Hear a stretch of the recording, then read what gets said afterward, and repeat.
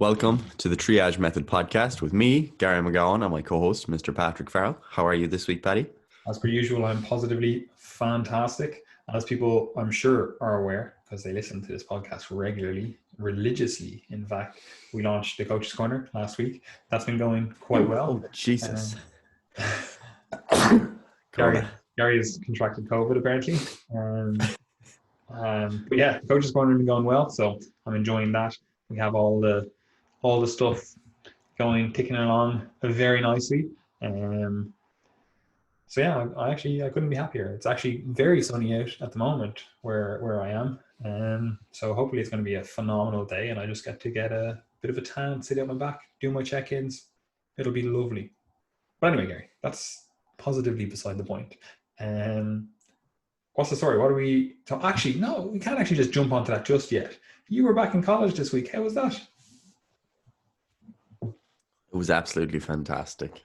Sitting at home, learning online. So basically just the same as my summer, just more structured. So yeah, all our college work, or not all of it, but the vast majority of it is delivered online. So all those boring lectures that you sit through for 2 hours and you're thinking, God, would this lecture ever speed up? Could they try and be a little bit more interesting? You now get to do them online at double speed. So that suits me absolutely down to the ground, to be honest. Gives me more flexibility to do my work. And it means I just have to be in college a couple of days per week to do whatever we have to do in person. So suits me grand. Other than like not seeing people in your class, it's not that big a deal. However, I would like a little bit of a discount on the old college fees, but universities are not doing that, unfortunately. So that is why universities will not exist in the next few years. But anyway, that's beside the point. What are we going to discuss today, Gary? So today we're going to be discussing another applied coaching concept, which is has basically been the theme for the last number of weeks. We've been focusing on things that are specific to coaches. You could say healthcare professionals as well. This is definitely very relevant for beyond personal trainers. And this topic today is going to be the topic of failure, and failure specifically in the sense that you feel you have not served your client to maybe the best of your ability or the best of their expectations. And obviously, the better you can align those things from the beginning of the coaching process, the more likely you are to succeed, the less likely there is to be a failure. This is something that we all deal with as personal trainers, as nutritionists, as healthcare professionals, doctors, physios, whatever. Everyone is going to have to deal with that feeling that you have let your client down. Obviously, in the personal training world, that might be something as simple as the initial goal was to lose 10 kilos over a certain period of time, and we only lost 6. Okay. Not too much of a big deal. Generally, there's going to be other things that we can measure that have been successful, such as the change in the person's dietary behaviors that carries forward, etc. So a lot of those small failures probably don't matter that much. However, there can be some more significant things, like, for example, if you were coaching someone towards a specific deadline and they feel like they didn't get there on time, like it could be a bodybuilding contest if you coach that population, it could be a powerlifting competition, it could be some sort of sporting event. If there was a specific deadline and they feel like they didn't meet the deadline, they didn't do any better than they would have had they not been with you, then obviously that's something that can be quite tough to take.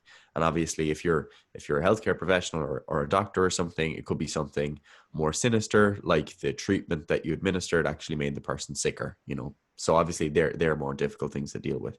But we're going to be focusing primarily on the personal training population. So as I said, there are many examples where failure can pop up. And I know that personally, I've got some things that always stick in my mind with certain clients. And one of the first memories I have of feeling like, do you know what, I fucked this up, I messed up, and it's been a real lesson to me since, was I was coaching this one client and her goal was primarily fat loss, and she had tried some diets prior to this. And basically she signed up with me, and at the time, basically what I said to her was, don't worry, we're going to get you set up. We've got your calories, your macros, some food guidelines, etc.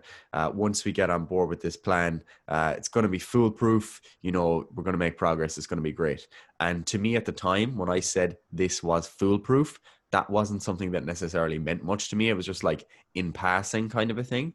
But because I said that, that basically was one of the reasons that she felt so confident going into the plan. And then for whatever reasons, maybe the calories and the macros weren't appropriate, or my guidance in check-ins wasn't good enough, or whatever, she didn't actually have success at the time and didn't reach her weight loss goal at all. And it basically didn't end up being successful from her perspective of the coaching process. So for me, that was a big lesson on my part, because she came back to me at the end and said, you said this was going to be foolproof. And that made me feel like a real idiot. And that made me feel like I'd let her down. And for years since, that example always sticks with me when I think of failure, because I just remember how stupid I felt when she brought that back up. So that's an important one to get, because that's something that may seem quite subtle from your own perspective as a coach, but the things that you say, they stay with your clients, and when they bring them back up, it's important for you to realize that communication actually is important. So the way that I presented that plan in the first place actually determined my ability to then respond later on. So had I not said it was foolproof, had I presented it in such a way that this is the nutrition guidelines. These are the nutrition guidelines that we're starting with. Recognize that they are flexible, and as we move forward, we can change these. It may be that I'm starting you in a position that's actually inappropriate, so let me know, feedback to me. That would actually have been a much more open conversation, because it would have meant that if she felt she was failing along the way, she could come back and feedback to me, rather than it being the case that she felt like a fool. Because if I'm saying this is foolproof, and then she's not necessarily having success, then it's very justifiable that the person would feel like it's kind of on them then, and they don't feel so great about it, so they're going to be less open.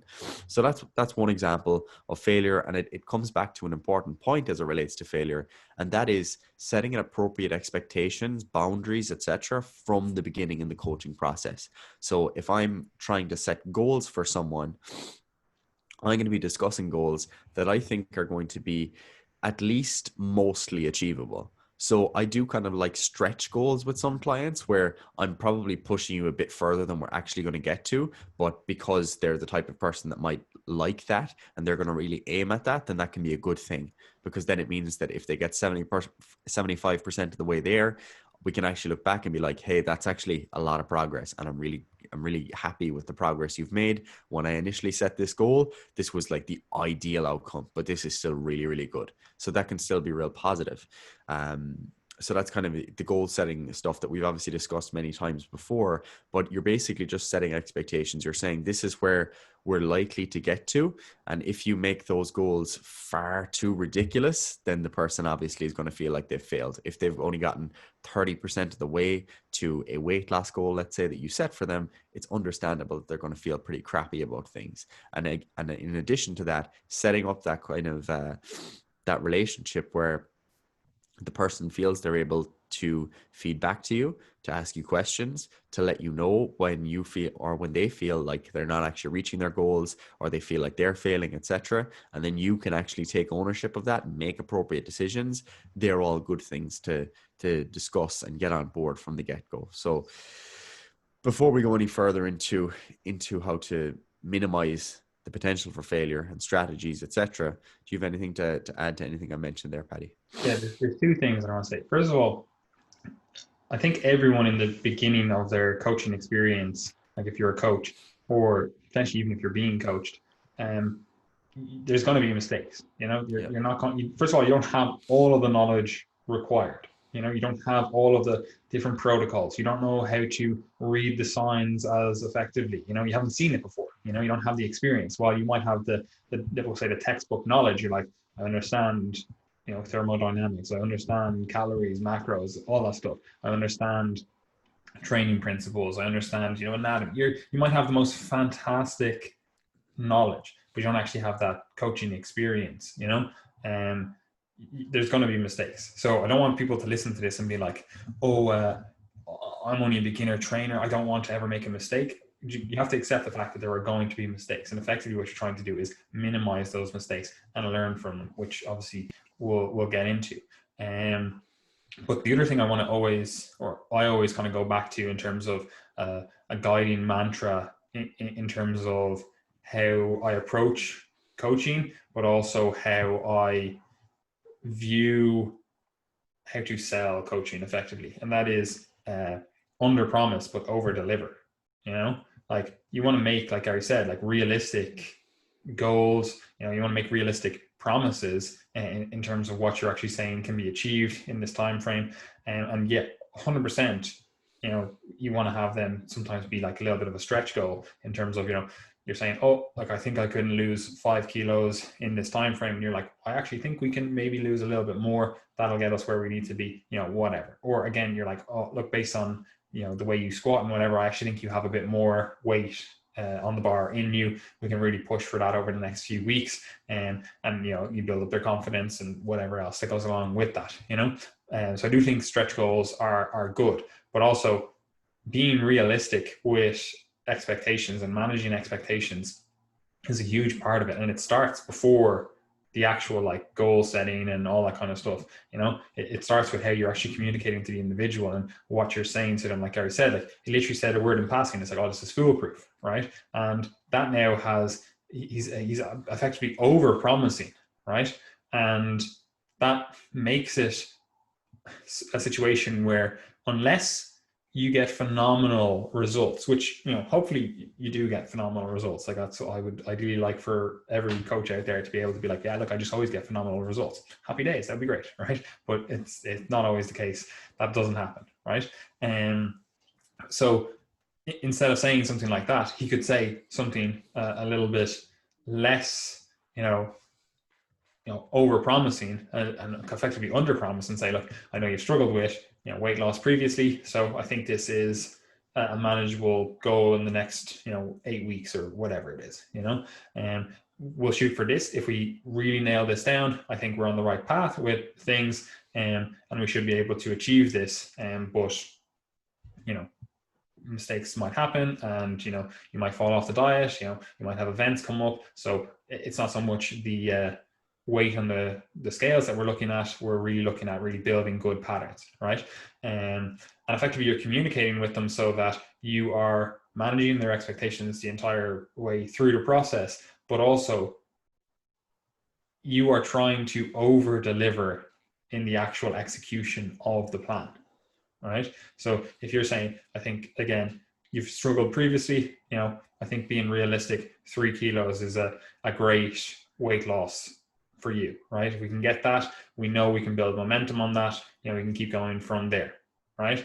But then you actually over deliver and you're like, right, no, we can actually push a little bit harder. We've nailed this because I've really provided the resources for you to be successful with this diet, you know, and I've really helped with the coaching process in terms of actually managing the diet so that you know how to deal with events out, you know how to navigate different things that come up in your day-to-day life. And again, then you actually over deliver on the actual execution while you've actually under promised on what's actually, you know, you're trying to achieve. You know what I mean?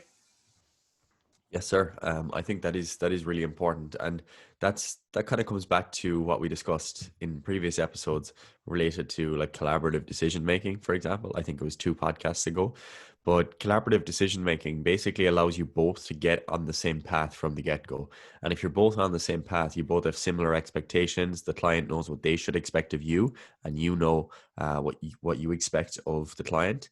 Then that actually sets you up for less chances of failure. And ultimately, it's about both of you feeling like there's been a sense of success rather than just one of you. So, you know, it is like, that is what the collaborative process is all about, is that, you know, you want to feel good at the end of the day as a coach. You want to feel like you've actually done a good job, but more than that, you obviously want your client to feel satisfied with the service that you've provided. So, I mean, that is something that I think is important to understand, because in some cases you can actually feel like you maybe mightn't have done a great job and your client hasn't gotten the best outcomes, but they could still be happy with how they've done.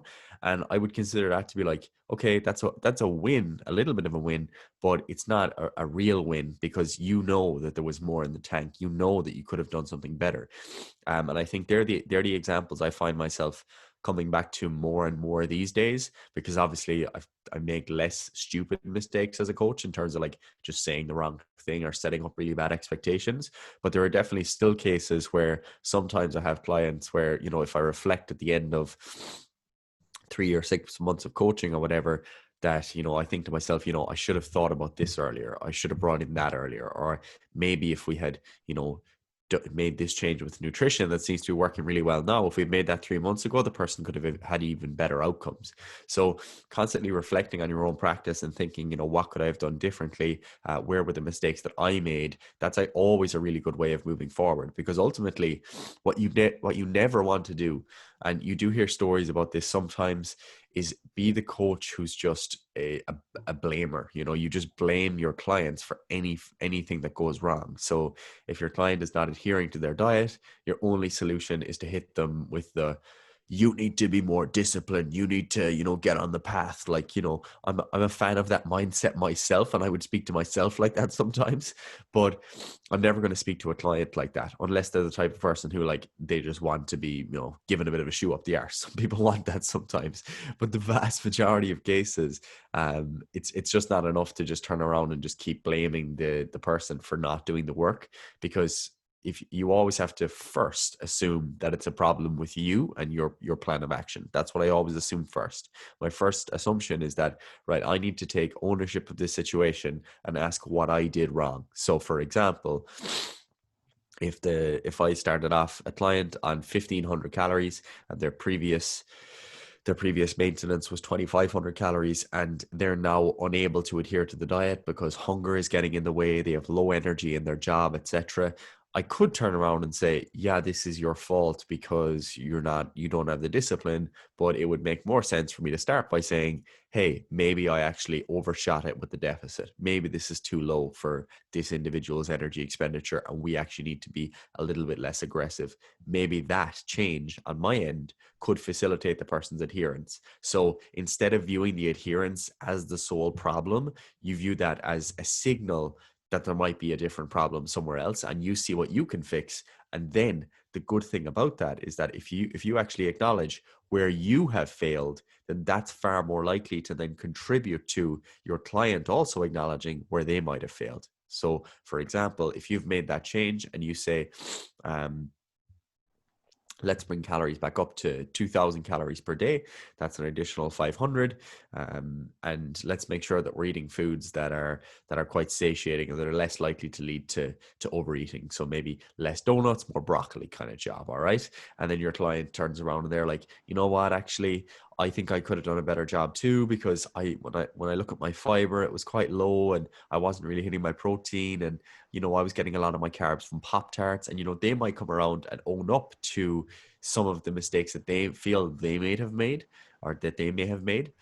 And then going forward, you've actually both contributed your respective ownership of the situation, and then you move forward collaboratively. So it's a really nice way of approaching things, and it's something that can be hard early on as a coach, because it's very tempting to just fall into the trap of advertising your services in a way that is a bit of an exaggeration. So if it's hard to get clients for you, for example, it makes sense to try to overstep your claims a little bit. Like a lot of people do that, sign up with me if you want to make the best muscle gains of your life or get leaner than you ever have.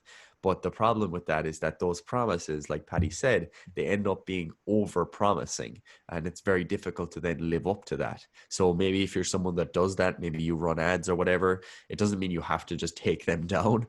But it could be the case that when the person does initially sign up, you really do focus on actually setting those expectations, setting appropriate goals, and letting your client know what they should expect of you. So for example, if your client has been with a previous coach, they may have actually had a different setup to what you have. So for example, we use WhatsApp contact midweek with our clients, where our clients have the potential to, send us videos and stuff like that, and we'll respond with some feedback. And maybe that's part of the check-in, maybe it's separate to the check-in, but that may not have been the exact same process with another coach. So if someone was to move from a coach where WhatsApp was the norm, and then they move to a new coach and that the contact is restricted to, let's say, email at the weekend, then if the person has previous expectations that are carrying over, then that's not going to reflect well on you if you don't make that clear from the beginning. Whereas if you say, look, I actually use email contact at the weekend as my primary means of contact. I don't use WhatsApp for this reason, but you know what? If you want to send me videos, you can do it on Google Photos. You can send them as part of your email, whatever, and I'll review them at the end of the week. And the reason I do this is so that I can sit down and give you, all my attention at the weekend and make sure you're on the path for the week. That's why I do it. Then at least you've said, right, this is why I make these decisions. This is how the process works. Here are the alternatives. And now the person knows what to expect. What you don't want is at the end of the 12 weeks for the person to turn around and say, here, I actually, was expecting a lot more contact, because that's not very good to be looking at in retrospect. Whereas if the person had said that to you in the first place, that they need more contact, then maybe you could have modified things. So again, it's about getting expectations of the service out there as well, as much as it is related to diet and training specifically. And I think that can make for a better relationship and less chances that you or your client will feel like there's been a sense of failure at the end of the coaching process. Yeah, 100%. So effectively with this as well, you need to be in that frame of mind where you're allowing yourself to make mistakes, right? Acknowledging that you're just not going to have the perfect service. You're not going to have every bit of knowledge and whatever else to actually be able to get the best results, right? And just as an aside, obviously that can be solved very easily. You get better documentation, better standard operating procedures, better processes, etc. Like that's some of that is an easy fix. The information side of things, again, that's an easy fix. You can just, join Coach's Corner, for example, or, read our articles, or, just read other people's articles or watch their videos or whatever. You can get the information that you need, like it's out there somewhere, maybe you do have to pay for a consult with someone, but, you can get the information that you need in this day and age. Like having a lack of information is just not an excuse. Basically information is fairly freely available, right? So that stuff can be easily fixed. However, you have to actually have the mindset that you can be wrong. You can make mistakes, because it's very easy, especially if you, like when you're coaching individuals, you're effectively becoming, we'll say, like a father figure or a mother figure or whatever, a parental figure where you are guiding them through a process. You can say you're a teacher, you're a fucking, whatever, but you are effectively guiding people's lives. You are making decisions for these people. That's effectively what they're paying you for. They're like, make the decisions around my food, make the decisions around my exercise, So make the decisions around how I move and how I eat. Basically the two things that you do outside of, your job and your family, so you are really encroaching on someone's life, right? So that can make you feel like and believe that you are some sort of fucking godlike person, in terms of you have the more confidence, you have the knowledge, you have all that. You can always feel like, oh, like I'm the person that people go to solve their problems, So you can be overly confident, right? And it's very easy to get to that position, especially if you are a very successful coach. You're able to get results with quite a lot of people. You have, an impressive, roster of, client testimonials and results. And you're like, look, I know what I'm doing, right? However, even in that case, you have to be willing to make mistakes and willing to accept the fact that you made a mistake, right? And like I said, you have to be willing to take ownership of that as well, where you're in that position. You're like, all right, actually I fucked up. Or maybe we'll say you didn't fuck up, but you could have done something better. It doesn't have to be an outright mistake, but it wasn't to your standard. It wasn't to the standard that you would like to receive from coaching. It wasn't to the standard that you like to deliver from coaching, right? You have to be willing to accept that, because as Gary said, you don't want to be in that situation where you take no ownership and you blame the client. Like 100%. There's situations where, it is the client's fault, right? But it's still your responsibility, right? Where, they didn't adhere to the calories, they were constantly out snacking and, doing whatever else. It's still your responsibility. They're outsourcing the program, the nutrition, the whatever guidance, so that you can help them get results. If they're struggling with actually sticking to your guidelines, It's like, it's your responsibility to take ownership of that and come up with a solution to that. And again, it might be the case where you're like, look, I can't help you. You just communicate with them. You say, I can't help you if you are going to continue to do this and not follow my food guidelines or whatever, after I've consistently, tried to modify them to help you more easily stick to them. I actually think I need to refer you out to some sort of like food psychologist or a psychologist in general, because your relationship with food is just, it's not in a good place to get the results that you want to achieve. We need to actually work on that before you can ever even consider what I'm offering.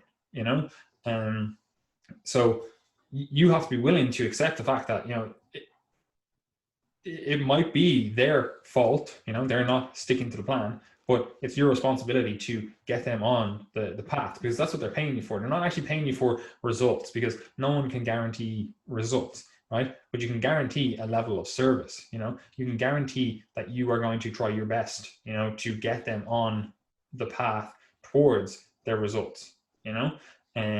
So you have to be willing to, first of all, make mistakes, but also accept the fact that you're going to make mistakes. But on top of that, accept the fact that you have made mistakes and take ownership of that and come up with solutions. So first of all, it never happens again. You come up with protocols, whether again it's further education or whatever that you need, but also you come up with systems and an understanding of how to communicate with individuals so that you can get better results in the future. Because like I said, you don't want to be in that situation where you just blame the client. It's always, oh, it's never my fault. Like just think about that in everyday life. I'm sure people who it's never their fault. Like literally, if something goes wrong, it's like, oh, well, it's because of you. You probably work with people like that, or you have worked with people like that. It's like, oh, why wasn't this on time? Why wasn't it, we didn't reach the deadline or whatever? And they're like, oh, it's because of John, and it's like, everyone in the room knows it's because of the person that said that. Like they didn't take ownership. It's like they're the leader of the team and they didn't take ownership. Like, why weren't they on top of John, making sure that he was up to, had the resources available to him to actually get the results or to get the project done or whatever. Or again, just making sure that he knew that it was, a deadline, whatever. If you're the team leader, it's like you have to be that's your job. And effectively with coaching, that is what you're doing. That is your job. You are the team leader. You're the leader leading this person to on the path to actually getting the results that they want. Yeah, and this is actually also something that does extend to more kind of information based stuff as it relates, especially when you're working with longer term clients. So for example, I have some clients that I've been working with for years, across which I have obviously had to change my mind on certain topics, and it may be certain topics that are directly related to the advice that I actually give them. And the earlier you are in your career as a coach, the more obviously the more times you're going to end up changing your mind, because it's very unlikely that you just walk in and you have everything correct immediately. Like that's just not likely. So it might be the case that like once you've been working with a client for a year, that the advice that you gave them about nutrition or maybe about a certain macronutrient or a certain exercise that they do or whatever, that you've actually completely changed your mind on that and you now need to update those beliefs. And that's something I used to find quite difficult, because you kind of have to turn around to your client and say, hey, I know we've been doing this thing for 6 months, but I've actually learned more since, and it's probably not the best idea. I think we should do this instead. That can be quite difficult to do. But what you have to realize is that your clients will almost always respect you for it. Okay. If they signed up, they've signed up with you. They've done it because, you're a professional that they trust and they trust your guidance. And that's not just based on the information that you have at the moment. Sure, in some cases, people sign up with coaches because they do things in a certain way. And it's much harder to change your beliefs if you do set things up like that. So for example, if you offer all of your services based on the fact that I'm a push pull legs, low volume, tough failure training guy. That's what I do. That's what my programming is like it or leave, effectively. All right. You're obviously selecting for individuals who like that programming when they do sign up. But when you do that, you actually base your whole business, your whole income on a set of beliefs rather than your ability as a coach to attain good, reliable information and apply that in the real world, make good decisions, etc. Instead, you're just choosing one thing to attach yourself to. And if you're in that position, it can be actually really difficult to change your beliefs, because the reason someone signed up with you was because of those beliefs. So it's very unlikely you're going to turn around to your client and say, hey, I know I sold the programming to you based on this, but that's actually probably what's leading to you having poor outcomes. Like, no one wants to do that. But it can be something that can be quite important, particularly in the cases of, let's say, if we're talking about programming and the person gets injured 6 weeks into the program and they say, I got injured, I felt it coming on over the course of a week, it was the most intense week of training, and then I got injured in the gym. Of course, you can turn around to your client at that point in time and say, yeah, you probably let your technique slip, don't do that again. But the sounder way to approach that would be, you know what, my training parameters, they mightn't have actually been appropriate, but let's try and get you back in the path. Let's modify some things and let's use this information to guide us going forward. Like, that's useful. That's you saying, all right, there might have been a problem with what I've done. Okay, I need to change my approach next time. Here's how we're going to move forward. Flipping it around and saying that was your fault because you did the exercise poorly, it's just not a helpful way of going about things. So what I would say to people is that in the case where your beliefs are the failure, that's something that it's still okay to be open about with your clients, because I've done that. I've had to say to clients that, I know I told you this before, but look, I've been trying to educate myself since. I've been, reading lots about this topic, and it seems like we'd be better off going with slightly higher fiber intake or slightly lower fiber intake, or whatever it happens to be that you're discussing. And they'll respect you for that. They genuinely will, because they know then that you're in the process of seeking out what's actually best for them. They know that you're not just selling them your method, you're selling them your skills as a coach to move forward and to find better solutions for their problems. Because they now know that, okay, if I have a certain problem in the future, I know that he or she is going to go ahead and try to find the best answer rather than just doing what they've always done. And personally, if I was hiring a coach, or if I was looking for a doctor or a physio or whatever it was, I'd want someone that was genuinely interested in solving my problems than just applying their specific business model or method to my problem as a solution. So yeah, I definitely think that that's something worth thinking about as well. I don't really have anything else to add to this conversation, because I Yeah. think, like, if the main thing is, if you're willing to accept the fact that you're going to make mistakes, especially if you are an early career trainer, nutritionist, whatever, right? And obviously we're caveating this entire conversation with the principle of, like, do no harm. Like, we're not, Yeah. like, obviously if you're in a situation where you're like, oh, I'm recommending this completely extreme diet or this completely extreme, training principles or whatever, it's like the risk, like the risk to reward thing has to be extraordinarily skewed for you to, first of all, actually want to recommend those things.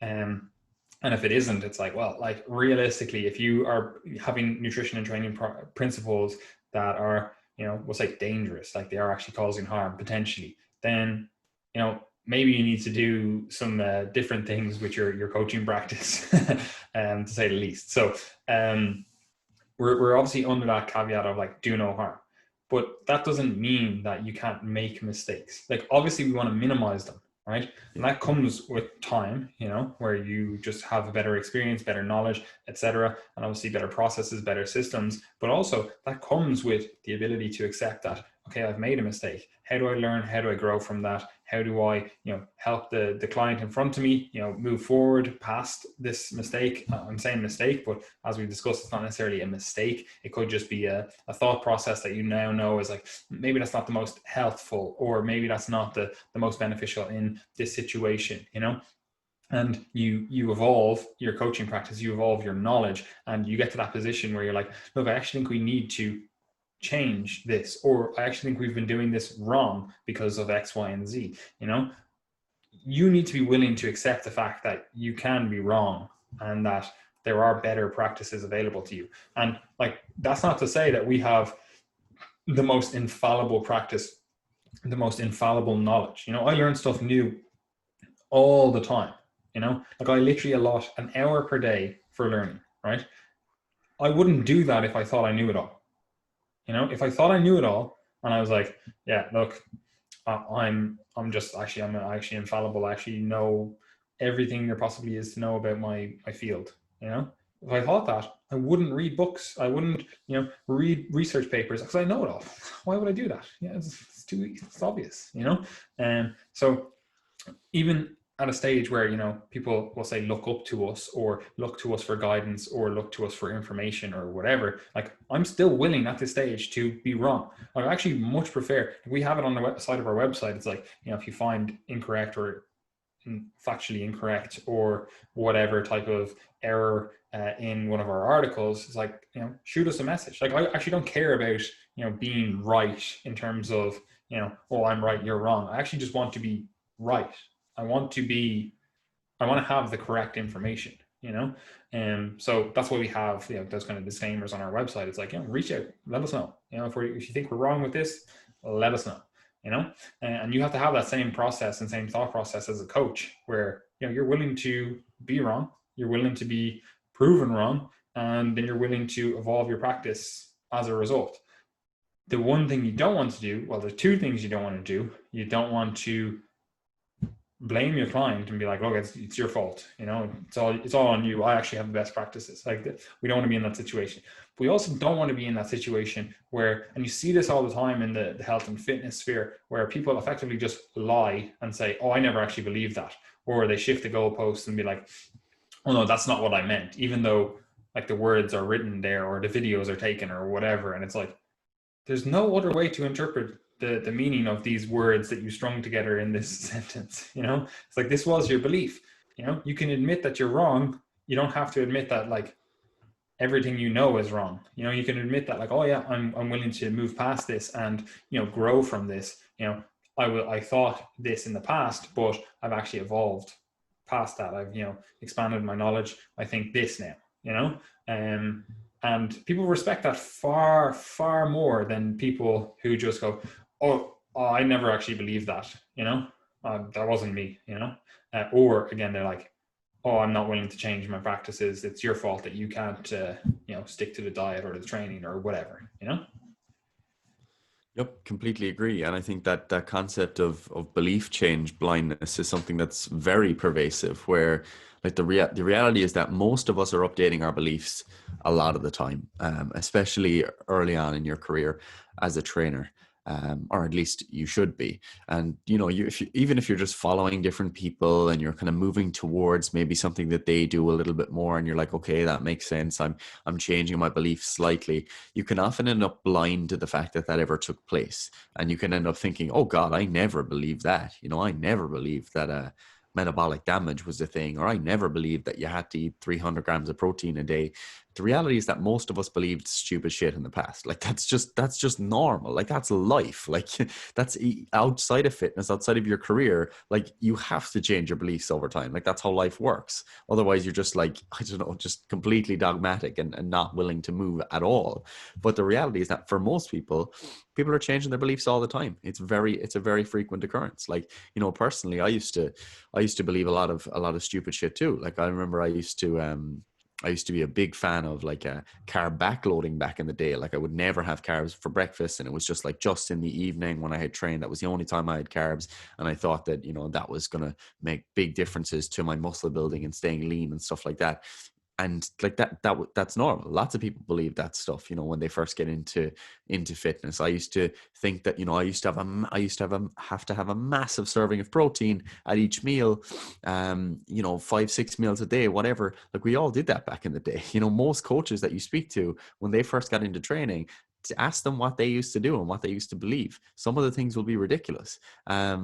So you ultimately need to just realize that everyone, including all the people who sound really smart and like to mock people for being wrong, recognize that all those people were also very wrong in the past as well. And at the same time, it's also very likely that what they believe now is also going to change in the future, or at least be modified. Of course, over time, you're more likely to become someone who's a little bit more conservative as it relates to not taking in new things so quickly. Like as you get 5-10 years into the coaching profession and you've been really trying to learn all that time, it's not likely that you're suddenly going to radically change your diet, but it might just be a subtle thing. You might say, you know what, I used to think that I needed at least 2.5 grams per kilo of protein per day. I'm actually happy enough at 2 grams now, to be honest, when my calories are at maintenance. Like, it's a pretty subtle thing, but you're still always going to be moving in some direction. And ultimately, especially if you're a scientific thinker, like, you have to realize that there's always uncertainty as it relates to what we currently know. So there could be future research, that's just in the domain of we don't know what we don't know. Like, we don't know what's going to be discovered in future. And as a result, if you're able to remain open to that possibility, it's justified that you'd also be open to the possibility that what you believed in the past was wrong. So acknowledging it to yourself is probably the first step. And with that comes, I think, the next necessary step, which is, don't, like, for coaches specifically, right? So you've got your own personal training business or online coaching business or whatever. If you're putting out information on social media and you're marketing yourself, like, you could get advice from marketing gurus to tell you to, be real specific about finding your own niche. So you might refer to yourself as the low carb guy, or something like that, or keto guys, or something along those lines. But what I would say is that that's fine short term. It might get you more clients, it might attract people, but it can be very limiting in that it makes it more difficult for you to then change your mind and for you to be honest with your clients about when another approach might be more successful. So I think, in terms of long-term success as, a personal trainer, particularly one who's working with a broad range of clients, I think, like, focusing on your ability to make decisions, to make good programs for a broad range of individuals, to make nutrition decisions that are specific to individuals.